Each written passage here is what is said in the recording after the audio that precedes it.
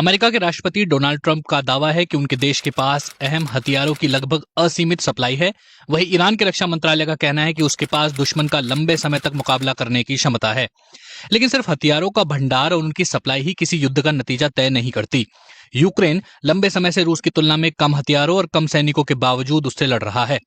फिर भी यह सच है कि हथियारों का भंडार और उनकी सप्लाई युद्ध में अहम भूमिका निभाती है। इजराइल, अमेरिका और ईरान के बीच इस संघर्ष की शुरुआत में ही हमलों की रफ्तार बहुत तेज रही है।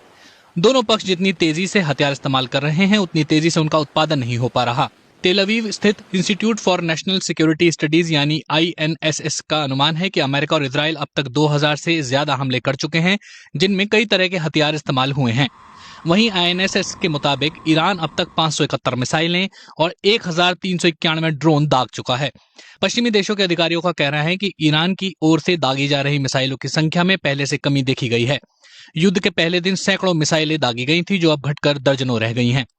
युद्ध से पहले अनुमान था कि ईरान के पास कम दूरी की बैलिस्टिक मिसाइलें 2000 से भी ज्यादा हैं। हालांकि कोई भी देश अपने पास मौजूद हथियारों की सही संख्या सार्वजनिक नहीं करता, ताकि दुश्मन को अंधेरे में रखा जा सके। अमेरिका के शीर्ष सैन्य कमांडर जनरल डैन कैन ने कहा है कि जंग के पहले दिन की तुलना में ईरान की बैलिस्टिक मिसाइलों की लॉन्चिंग 86% घट गई है। अमेरिकी सेंट्रल कमांड के अनुसार पिछले 24 घंटों में ही इसमें 23% की गिरावट दर्ज की गई। युद्ध से पहले माना जाता था कि ईरान ने कई हजार Shahid one way attack drone missile बना रखे हैं। इस तकनीक को उसने रूस को भी दिया, जो यूक्रेन में इनका इस्तेमाल कर रहा है। अमेरिका ने भी इस डिजाइन की नकल की है। लेकिन जनरल केन के मुताबिक संघर्ष के पहले दिन के बाद से ईरान के ड्रोन हमलों में 73% की गिरावट दर्ज की गई। हालांकि यह भी संभव है कि ईरान अपने भंडार को बचाने के लिए जानबूझकर हमले कम कर रहा हो, लेकिन उत्पादन बनाए रखना अब और मुश्किल होगा। अमेरिका और इजराइल के लड़ाकू विमान अब ईरान के ऊपर हवाई बढ़त बना चुके हैं। ईरान का ज्यादातर एयर डिफेंस सिस्टम नष्ट हो चुका है। उसकी एयरफोर्स भी अब उतनी प्रभावी नहीं रह गई है। अमेरिका के पास दुनिया की सबसे ताकतवर सेना है और उसके पारंपरिक हथियारों का भंडार किसी भी दूसरे देश से ज्यादा है। लेकिन अमेरिकी सेना मुख्य रूप से महंगे और सटीक निर्देशित हथियारों पर निर्भर करती है, जिनका उत्पादन सीमित मात्रा में होता है।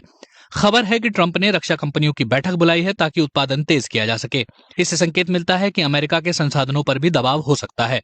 अब अमेरिका को पास से हमले करने की कुछ आजादी मिल गई है, जिससे दबाव कुछ कम हुआ है। जनरल केन ने कहा है कि अमेरिका अब महंगे और लंबी दूरी के हथियारों जैसे टॉमहॉक क्रूज मिसाइलों के बजाय कम महंगे हथियारों का इस्तेमाल कर रहा है। अमेरिकी वायुसेना अब GDAM बमों का इस्तेमाल कर रही है, जिन्हें सीधे लक्ष्य के ऊपर से गिराया जा सकता है। वॉशिंगटन स्थित centre for strategic and international studies यानी CSIS के पूर्व मरीन कर्नल मार्क कैंसियन का कहना है कि शुरुआती लंबी दूरी के हमलों के बाद अब अमेरिका कम खर्चीले मिसाइल और बम इस्तेमाल कर सकता है। उनका मानना है कि अमेरिका इस स्तर की लड़ाई लगभग अनिश्चित काल तक जारी रख सकता है।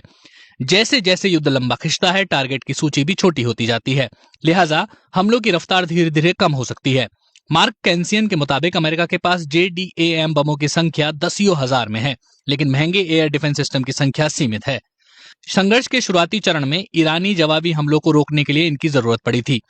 पैट्रियट मिसाइलों की मांग बहुत ज्यादा है, सिर्फ अमेरिका में नहीं बल्कि उसके अरब सहयोगियों और यूक्रेन में भी। हर इंटरसेप्टर मिसाइल की कीमत $40 लाख से ज्यादा है और अमेरिका सालाना करीब 700 का उत्पादन करता है। अगर ईरान बैलिस्टिक मिसाइलें दागता